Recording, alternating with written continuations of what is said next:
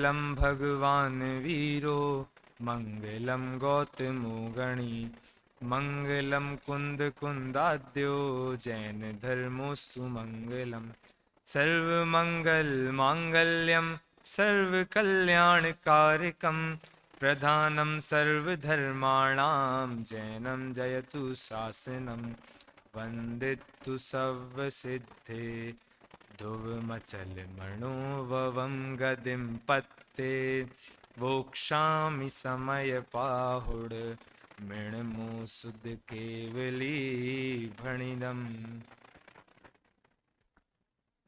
आचार्य कुंद कुंद देव द्वारा रचित परमागम समयसार जी हमारे सामने विराजमान हैं। कल हमने आचार्य कुंद कुंद देव के जीवन परिचय के बारे में शॉर्ट में जाना था, तो उस जीवन परिचय में कल जब प्रवचन के बाद चर्चा हुई थी भाई साहब से, तो एक दो चीज भूल हो गई थी, तो वो एक बार फिर से सुन लें। कल जब कुंद कुंदाचार्य का जीवन परिचय बता रहे थे कि शिलालेखों के माध्यम से जो प्राप्त होता है कि वे विक्रम की प्रथम शताब्दी में हुए हैं, तो उसमें बताया था कि विक्रम संवत 49 में हुए हैं, परंतु वह विक्रम संवत नहीं है, वह शक संवत है। और विक्रम संवत उस समय 183वां चल रहा था, तो 183वें विक्रम संवत में आचार्य कुंद कुंद का जन्म हुआ था।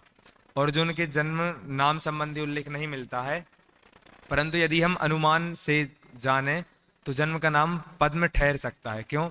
क्योंकि कुंद कुंदाचार्य, एलाचार्य, वक्रग्रीवाचार्य और गृद्धपिच्छाचार्य, ये तो उनकी जब विदेही गमन के बाद की बात है, तीन जो चार नाम है। और कुंद कुंदाचार्य भी उनको जब आचार्य पद पे आरूढ़ हो गए थे उसके बाद की बात है। तो जो पद्मनंदी नाम है, तो हो सकता है कि बचपन से नाम उनका पद्म हो, बाद में नंदी संघ में दीक्षा लेने पर उनका नाम, उनके नाम में नंदी जुड़ गया हो और उनका नाम पद्मनंदी हो गया हो। तो ये जो एक दो बात थी है बताया था। फिर जब हम उनके कर्तृत्व का परिचय ले रहे थे, तो आचार्य जयसेन ने 3 प्रकार से विभाग किया था कि संक्षेप रुचि वालों के लिए कौन सा ग्रंथ है, मध्यम रुचि वालों के लिए अलग ग्रंथ है और संक्षेप रुचि वालों के लिए समयसार ग्रंथ लिखा गया है। इस प्रकार आचार्य जयसेन कहते हैं। तो जो समयसार ग्रंथ है उसमें नव तत्वों का वर्णन है, और नव तत्वों में से जो मुख्यतः शुद्धात्मा है, उस शुद्धात्मा का मुख्यतः वर्णन इस समयसार ग्रंथ में किया गया है। आज हम समयसार ग्रंथ की जो अधिकार विभाजन है उस पर चर्चा करेंगे, और उन अधिकारों की क्या विषय वस्तु हैं, उनके अंदर किस किस चीज की बातें आती हैं, इसकी भी बात करेंगे। सर्वप्रथम ये ग्रंथ का इतना महात्म्य है कि जब गुरुदेव श्री 45 वर्ष तक श्वेतांबर मठ में रहे थे, तो एक बार वे दामनगर गए थे, मतलब विहार हो रहा था तो दामनगर गए थे। तो दामनगर जाते समय दामनगर में एक दामोदर सेठ थे, उन्होंने यह ग्रंथ उनको भेंट स्वरूप दिया था गुरुदेव श्री को।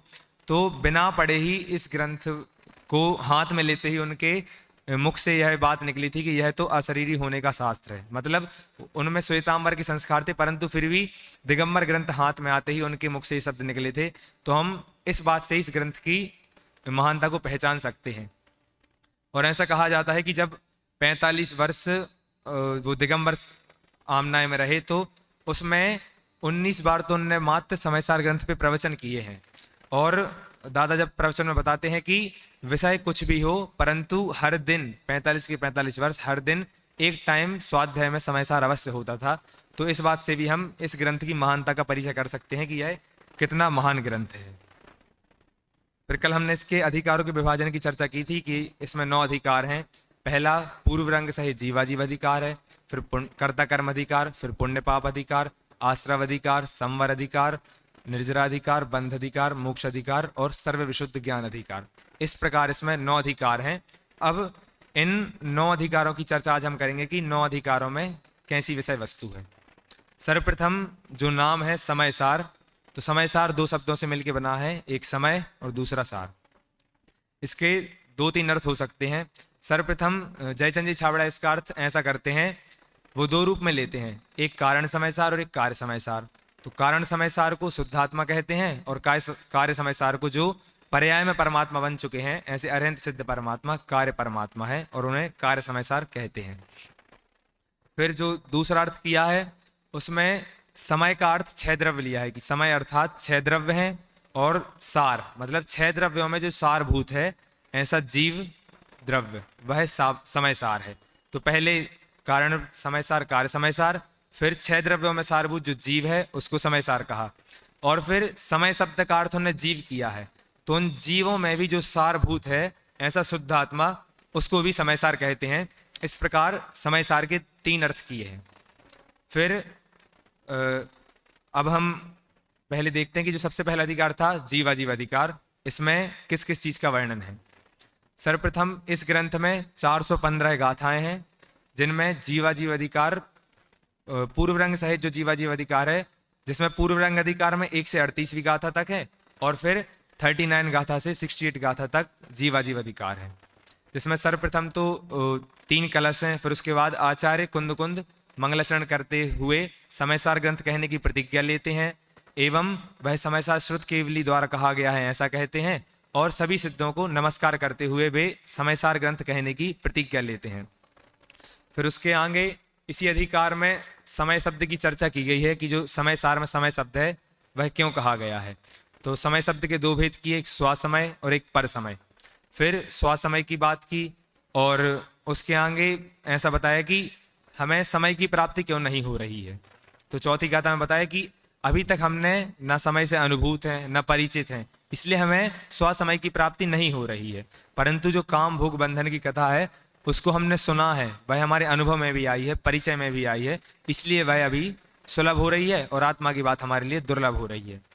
फिर 5वीं गाथा में आचार्य देव प्रतिज्ञा करते हैं कि मैं एकत्व विभक्त आत्मा को दिखलाऊंगा, ऐसी प्रतिज्ञा करते हैं।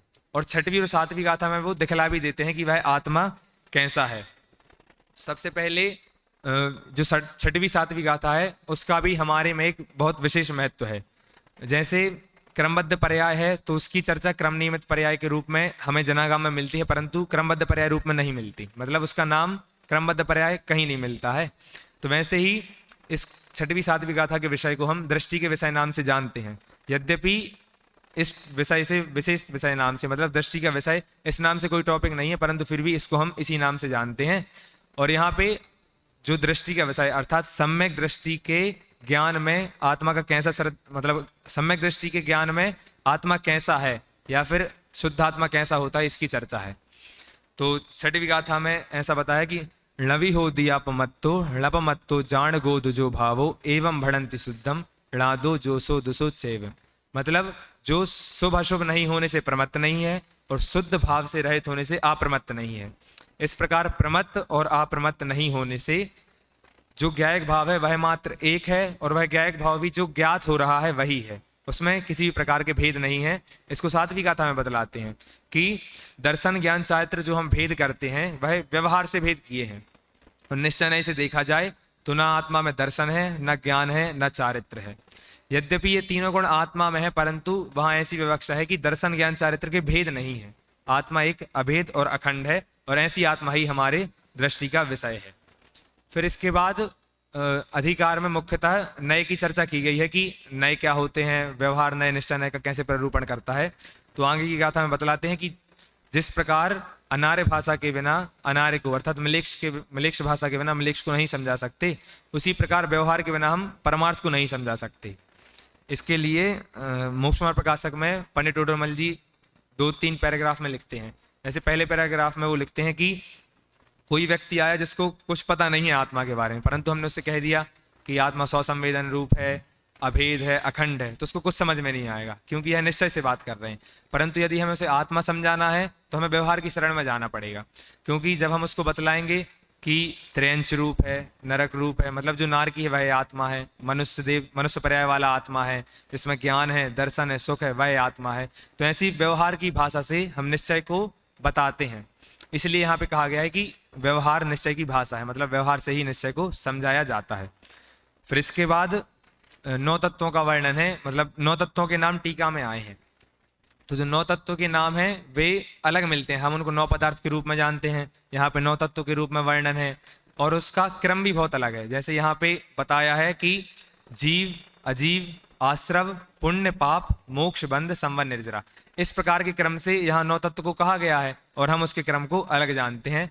फिर इसमें सर्वार सिद्धि में भी इसका एक अलग से प्रकरण आता है कि कौन से तत्व सही हैं कौन से तत्व गलत हैं, इसका अलग से जो विपक्ष वाले प्रश्न करते हैं उसका उत्तर वहीं से हमें जान लेना चाहिए।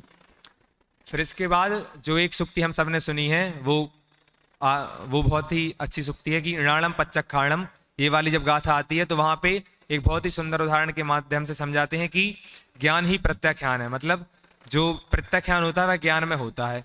फिर वहाँ उदाहरण देते हैं वस्त्र का, कि जैसे किसी व्यक्ति ने अपने वस्त्र धोबी को धुलने के लिए दिए, अब वो धुल के जब रेडी हो गए तो वहाँ वो लेने गया तो वो गलती से दूसरे के वस्त्र लेके आ गया, और समझो चद्दर डाला था, चद्दर लेके आ गया, वो लेट के सो रहा हो, तो जिसका चद्दर था उसने आके खींच लिया, तो उसने फिर जिसका चद्दर था उसने लक्षणों से पहचान कराई कि यहाँ पे इसमें ये चिन्ह है, ये मेरा है, बहुत सारे लक्षणों से पहचान कराई। यद्यपि वह चद्दर उससे दूर हुआ हो या ना हुआ हो, परंतु लक्षण देख के वह ज्ञान में तो उसका त्याग हो ही जाता है कि हाँ ये मुझसे अलग है, ये मेरा नहीं है। तो इस प्रकार ज्ञान को ही प्रत्याख्यान वहां पर कहा है। फिर इसके बाद जो हम कर्णानुयोग में भी पढ़ते हैं, एक पद्यानुवाद दिया गया है गाथा का, उसमें लिखा है यदि अनवरत 6 मास हो निज आत्मा की साधना, तो आत्मा की प्राप्ति हो संदेह इसमें रंचना। तो वहां पे ऐसा बतलाते हैं कि यदि 6 महीने तक कोई आत्मा की साधना करता है तो उसे निश्चित ही आत्मा की प्राप्ति होती है, इस बात में हमें कभी संशय नहीं करना चाहिए। तो इस प्रकार से पूर्व रंग अधिकार और जीवाजीव अधिकार की बात चलती है। फिर जो एक 49वें नंबर की गाथा समयसार जी में आती है, जो 5 परमागम में प्राप्त होती है, वो गाथा इस प्रकार है। अरसम रूवम गंधम अवक्तम चेदणा गुणमसद्धम जाने लिंग गहणम जीवम निदिठ संठाणम। अर्थात यहाँ पर आत्मा का स्वरूप बतलाया गया है कि आत्मा स्पर्श रस गंध वर्ण वाला नहीं है, अलिंग ग्रहण वाला है और चेतना गुण से युक्त है। इस प्रकार यहाँ पे आत्मा का स्वभाव बतलाया गया है। फिर जब 50 से 55वीं गाथा की बात आती है जीवाजीव अधिकार में, तो वहां पे आत्मा को स्पर्श रस गंध वर्ण गुणस्थान मार्गण स्थान, इन सभी से आत्मा को भिन्न बतलाते हैं कि आत्मा में ना गुण स्थान है ना मार्गण स्थान है। वहां पे नयों की सापेक्षता से यह सब कथन करते हैं और ऐसा बतलाते हैं कि जैसे दूध और पानी मिले हुए होते हैं, व्यवहार से हम दूध और पानी को एक कह देते हैं, परंतु निश्चय से देखा जाए तो दोनों अलग अलग हैं। उसी प्रकार आत्मा में स्पर्श रस गंध वर्ण का हम उपचार करके कहते हैं कि हाँ, शरीर और आत्मा में आसमान जाति पर्याय वाला संबंध है, एक से तरफगाह वाला संबंध है। इसलिए हम शरीर का कलर देख के बताते हैं कि हाँ ये काला है, तो हम आत्मा पर ही शरीर का आरोप करके कहते हैं कि हाँ ये काला है, परंतु वर्ण पुद्गल द्रव्य का गुण है और आत्मा अरूपी होता है। तो निश्चय से दोनों भिन्न भिन्न है, परंतु व्यवहार से इन दोनों का उपचार करके कथन कर दिया जाता है।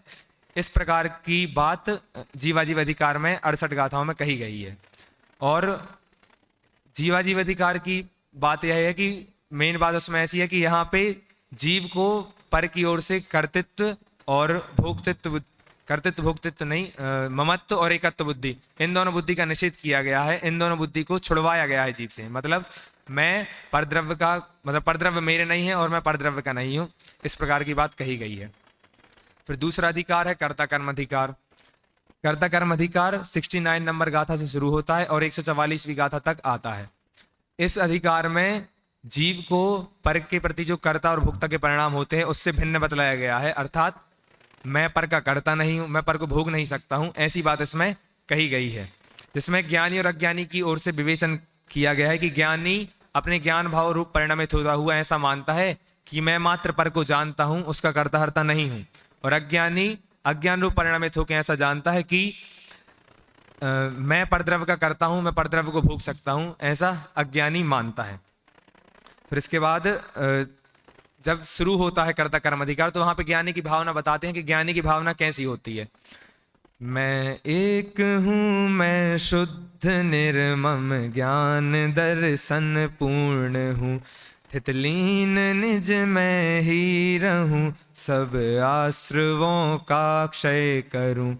यहाँ पे बताते हैं कि ज्ञानी अपनी आत्मा को एक निर्ममत्व ज्ञान दर्शन में जानता है और वह उसमें लीन होने की ही भावना निरंतर भाता है कि मैं अपनी आत्मा में ही लीन होकर सारे आश्रमों का क्षय करूं, ऐसी ज्ञानी की भावना होती है। फिर उसके आगे जब कर्ता कर्म पनी का निषेध करते हैं कि मैं परद्रव्य का कर्ता नहीं हूं, उसका भोगता नहीं हूं, ना मैं परद्रव्य का करता हूं ना वो मेरे कर्म है, इसका निषेध करते हुए गाथा का पद्यानुवाद इस प्रकार है। कर्म के परिणाम को, नौ कर्म के परिणाम को, जो ना करे बस मात्र जाने, प्राप्त हो सद्ज्ञान को। यदि हम इस गाथा का भावार्थ देखें तो यहाँ पे सम्यक ज्ञानी की बात बतलाई है कि जो सम्यक ज्ञानी है वह ऐसा जानता है कि मैं ना कर्म का करता हूँ, ना नौ कर्म के परिणामों का करता, मतलब मोह राग द्वेष का भी करता नहीं हूँ, और जो बाहर में शरीर आदि हैं, स्त्री पुत्र आदि हैं, उनके प्रति भी जो परिणाम होते हैं उनका भी मैं करता नहीं हूँ, मात्र ज्ञाता दृष्टा ही हूँ, ऐसा ज्ञानी अपने आप को जानता है। फिर आचार्य अमृत चंद्र 51 नंबर का कलश लिखते हैं, जिसकी चर्चा आज सुबह दादा प्रवचन में कर रहे थे कि जो पाणिनि जी हैं वो जब कर्ता की परिभाषा बतलाते हैं तो बताते हैं कि जो स्वतंत्र कार्य करता है वह करता है, परंतु आचार्य अमृतचंद्र देव ऐसा लिखते हैं यह परिणामति से करता, मतलब जो परिणामित होता है कार्य रूप वही करता है। तो फिर इसके दोष भी बतला रहे थे कि पाणिनि जी की जो परिभाषा है कर्ता की वह दोष सहित है, क्योंकि यदि कोई लज्जा से, भय से, स्नेह से या किसी के वश होकर कोई कार्य करेगा, चोरी करेगा, हिंसादि कार्य करेगा, तो उसका कर्ता वह नहीं माना जाएगा, क्योंकि वहां पे स्वतंत्रता लिखा है, परंतु जो हिंसादि कर रहा है वह पराधीन होकर कर रहा है, परवश में कर रहा है, तो पाणिनि जी की परिभाषा के अनुसार वह कर्ता नहीं ठहरेगा। परंतु यदि आचार्य अमरचंद देव की परिभाषा के अनुसार देखें तो जो भी कार्य रूप परिणामित होगा वह प्रत्येक जीव उस कार्य का करता है। यदि हम हिंसा करते हैं तो हिंसा का दोष हमें ही लगेगा, क्योंकि हम उसके कर्ता हैं। तो इस प्रकार यहाँ पे कर्ता आदि 6 कारकों की भी चर्चा की गई है। फिर वहां पे बताया है कि आत्मा व्यवहार से घट पट रथ आदि द्रव्यों का करता है। घट मतलब जो घड़े आदि होते हैं, पट मतलब वस्त्र, और रथ मतलब जो बैलगाड़ी वगैरह उस समय होती थी। तो इन सब द्रव्यों का करता आत्मा व्यवहार से है, निश्चय से आत्मा मात्र ज्ञाता ही है, उसको जानता देखता है और कुछ नहीं करता है। ऐसा उदाहरण देके वहां पे अमरचंद्र देव समझाते हैं।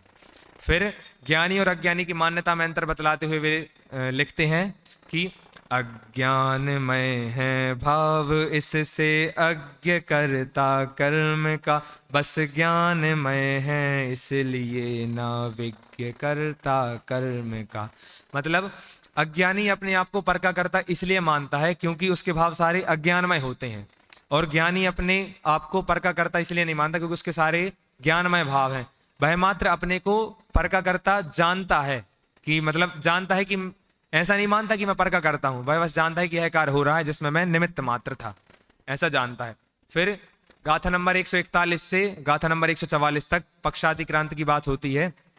पक्षातिक्रांत क्या है? उसमें आत्मा को सभी नए पक्षों से रहित शुद्ध अभेद बतलाया गया है। तो इस प्रकार कर्ता कर्म अधिकार की विषय वस्तु थी। तो हमने 2 अधिकार की विषय वस्तु समझी। फिर इसके बाद तीसरा अधिकार है पुण्य पाप अधिकार।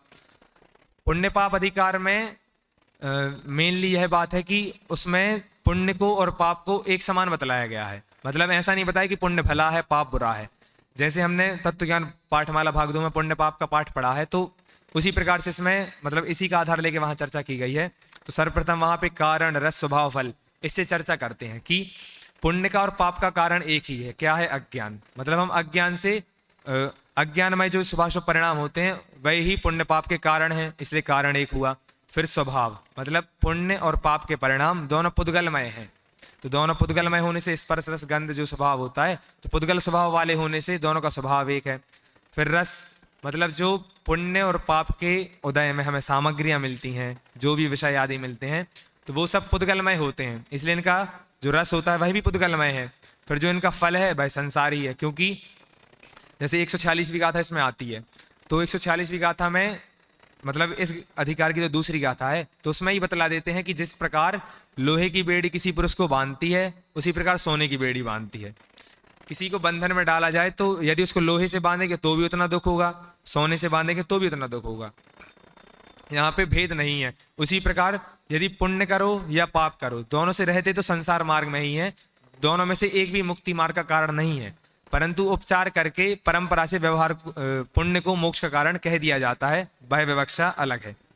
फिर उसके बाद कुंदाचार्य निश्चय से चर्चा करते हुए कहते हैं कि परमार्थ से दूर तप करना वह बाल तप है। मतलब जो अपनी आत्मा को नहीं जानता है, मात्र बाहर की क्रियाओं में लगा है, उपवास आदि क्रियाओं में लगा है, व्रत आदि क्रियाओं में लगा है और उसी से मुक्ति का कारण मानता है, तो वे तप उसके लिए बाल तप के समान है। मतलब वे तप उसके लिए कोई भी कार्यकारी नहीं है, इस प्रकार बात करते हैं। और जब पुण्य पाप अधिकार का समापन करते हैं तो अंत अंत में वे इस प्रकार बतलाते हैं कि जो भी आत्मोन्मुखी नहीं होता, मतलब आत्मा को तो जानता नहीं है परंतु पुण्य पाप में ही अपनापन करता है, उसी से मोक्ष मानता है और उसी में अपनापन करता रहता है, तो वह अनंत संसारी है। इस प्रकार उस जीव को अनंत संसारी कह के आचार्य देव कहते हैं।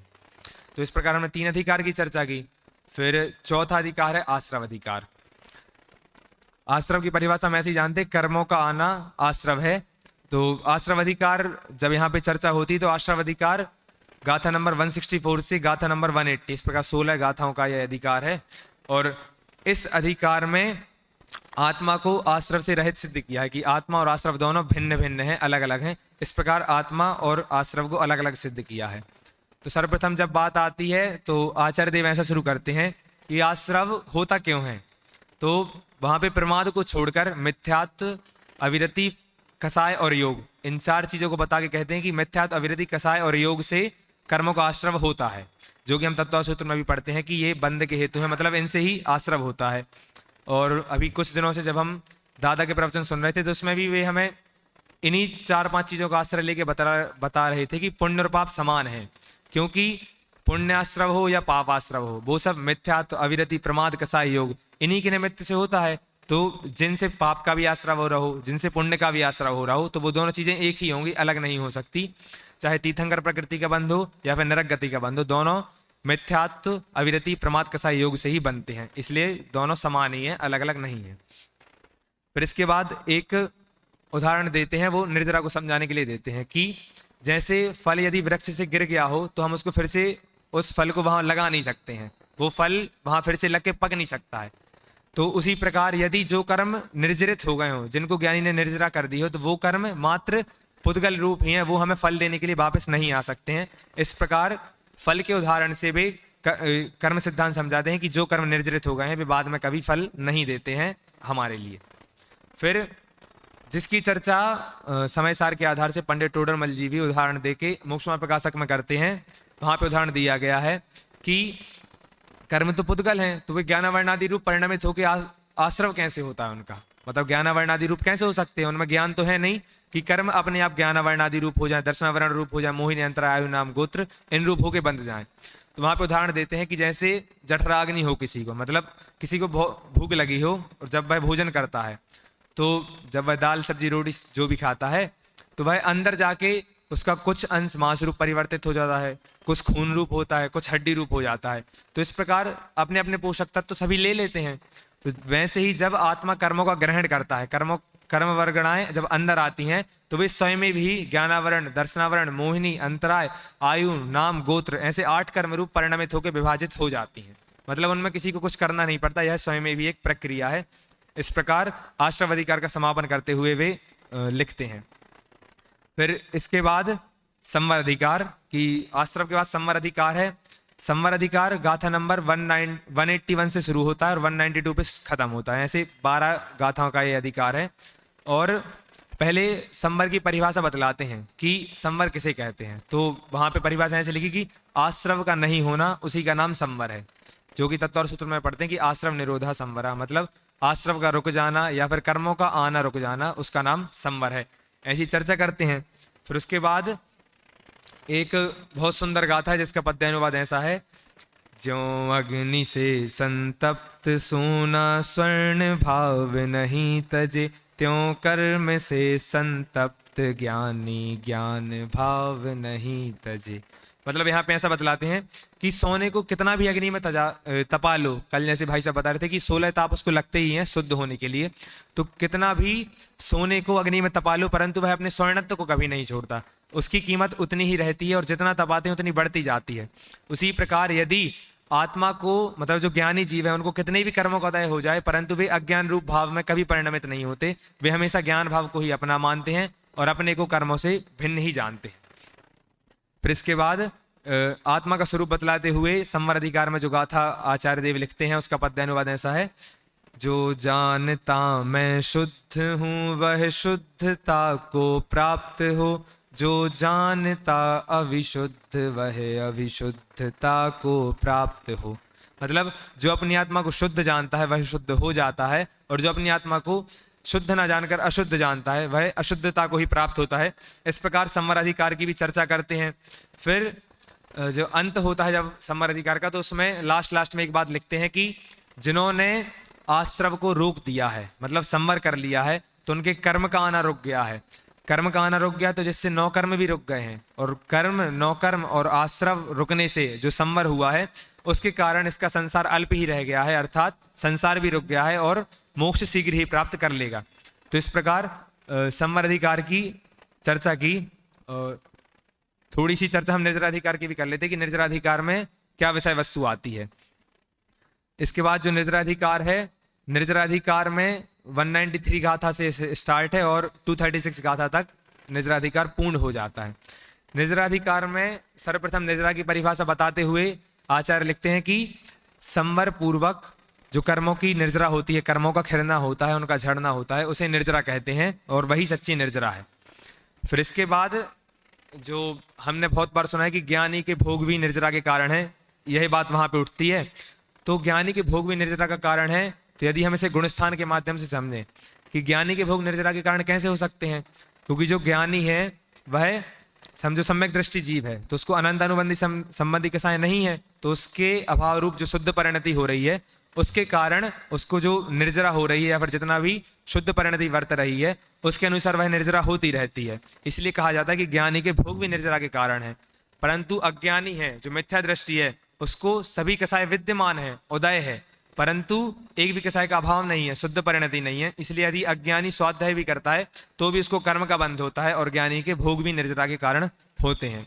और इसी के मिलता जुलता प्रकरण आचार्य कल्प पंडित डोडोमल जी भी लिखते हैं कि ज्ञानी के सभी ज्ञान सम्यक ज्ञान है और अज्ञानी के सभी ज्ञान मिथ्या ज्ञान है, इसको वहीं से जान लेना चाहिए।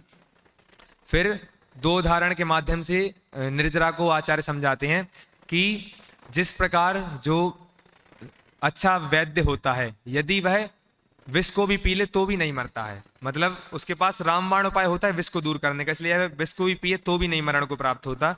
उसी प्रकार ज्ञानी यदि विषय भोग को भी प्राप्त करता है तो भी वह कर्म बंध सहित नहीं होता उसको, क्योंकि विषय के संबंध में उसको राग भाव नहीं है। जैसे वैद्य है तो वैद्य के पास उसको पता है मेरे पास औषधि है, तो यदि मैं विष को भी पी जाऊंगा तो भी बच जाऊंगा।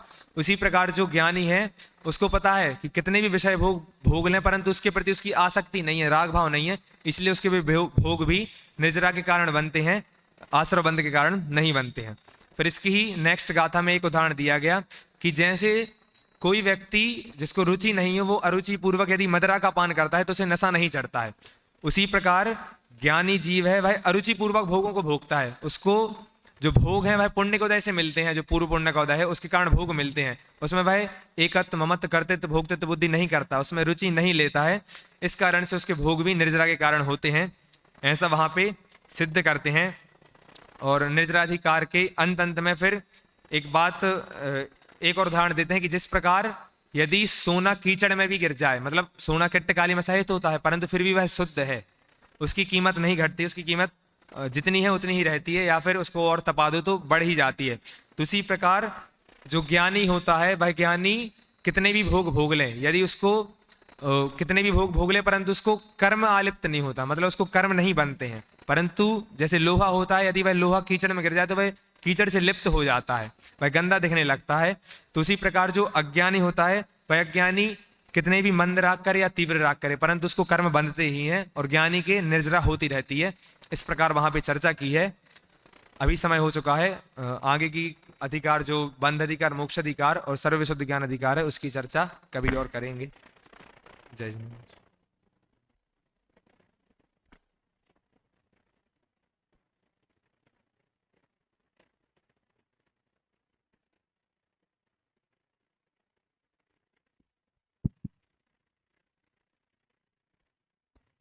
हेलो, अभी हम सभी यहाँ पर शास्त्री द्वितीय वर्ष से मोहित जैन पोटेरा के प्रवचन सुन रहे थे। भाषा शैली और भाषा और शैली के बारे में तो कुछ कहने की आवश्यकता है नहीं, क्योंकि सेकेंड ईयर में आ गए हैं तो अपने आप इतनी प्रवणता आ जाती है कि भाषा भी शुद्ध निकलती है और शैली भी परिमार्जित होती है आपकी। बढ़िया, अच्छा है। उसके बाद जो आपने मंगलाचरण के बाद सबसे पहले बोला था कि पिछले प्रवचन में मेरी गलती रही है, वो बहुत अच्छा पॉइंट है, क्योंकि अपने आप को यहाँ पर हम अपन को कोई अपना नाम करना है या प्रवचन अच्छे करने, वो अपना उद्देश्य नहीं है। तत्व ज्ञान प्रसारित करना अपना उद्देश्य है। तो भूल चूक हो जाए तो उसको अपने शब्दों से कह दें तो एकदम निर्विकार रहते हैं, वो अच्छी बात थी। दूसरी, जैसे दामनगर आया था, वहाँ पे दामोदर सेठ थे। तो दामनगर अपन को तो पता है कि गुजरात में है ना? ये इतना बड़ा है, किसको पता है गुजरात में है दामनगर? इतना सा हिंट कर दें उसके साथ, गुजरात में दामनगर, क्योंकि ये स्टेट का नाम जब सबको ज़्यादा याद रहता है, एक एक गांव का नाम याद नहीं रहता है। तो वो क्या ज़्यादा बड़ी गलती नहीं है ये, पर फिर भी। दूसरी बात, उसमें ही आपने गुरुदेव श्री का जो प्रसंग बताया था, तो उससे आपने निष्कर्ष में बाद में ये बोला कि गुरुदेव श्री ने 19 बार सभा में उसके प्रवचन किए, इसलिए समय सार ग्रंथ बहुत महान है। पर गुरुदेव श्री से जाके पूछें तो समय सार ग्रंथ महान था इसलिए उन्होंने इसकी इतनी बार अध्ययन या स्वाध्याय किया है। तो हमें ग्रंथ की महिमा ऐसी बतानी है कि इसकी महिमा गुरुदेव श्री को भी इतनी थी, इस रूप में अपन उसको प्रस्तुत करते तो बढ़िया था। और समय सार का जैसे आपने 3 प्रकार से अर्थ किया है, तो अगर आप ये प्रवचन सार और समय सार के दोनों को देखेंगे तो शुरुआत में भी उन्होंने वहाँ पे प्रवचन सार में भी देव को नमस्कार किया, जिनवाणी को नमस्कार किया, फिर जिनवाणी लिखने की प्रतिज्ञा की है। तो सेम वहाँ पे यहाँ पर भी पहले देव को नमस्कार किया समय सार के रूप में, फिर जिनवाणी को, फिर अगले कलश में समय सार या ग्रंथ को रचने की प्रतिज्ञा की है। और दृष्टि का विषय जो आपने अर्थ किया था ना कि सम्यक दृष्टि की दृष्टि का विषय ऐसा होना चाहिए, वो नहीं है। दृष्टि का विषय का मतलब है कि हमें अपनी दृष्टि में क्या लाना है ना, मतलब हमें सम्यक दर्शन प्रकट करने के लिए अपनी दृष्टि में किसको विषय बनाना है, वो दृष्टि का विषय है। आपने उसको वैसे जोड़ दिया है, खैर बड़ी बात नहीं है वो भी। ये जैसे आप 49वीं नंबर गाथा का पाठ कर रहे थे, तो पाठ करने में आपने बोला अरसम रूवम गंधम, तो अरसम रूवम नहीं बोलना है, अरस मरुव मगंधम, ठीक है। माँ के साथ अगला वाला शब्द बोलना है, क्योंकि माँ के अंदर छुपा है आ, तो आपने बोला अरसम रूवम, तो रूप हो गया, पर अपन को बोलना वहाँ पे अरूप शब्द है, तो ऐसा उच्चारण करना है।